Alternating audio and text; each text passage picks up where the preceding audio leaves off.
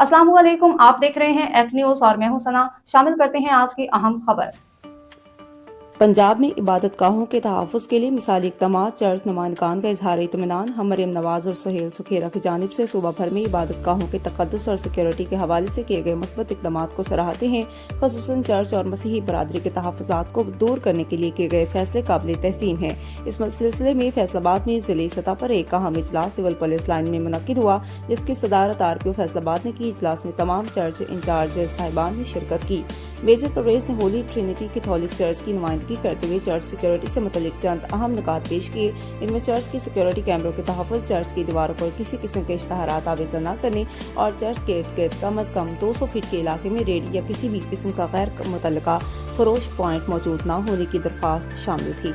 RPO Faisalabad ने इन नुकात पर फौरी नोटिस लेते हुए उन्हें तरजीही बुनियादों पर हल करने की यकीन दहानी करवाई।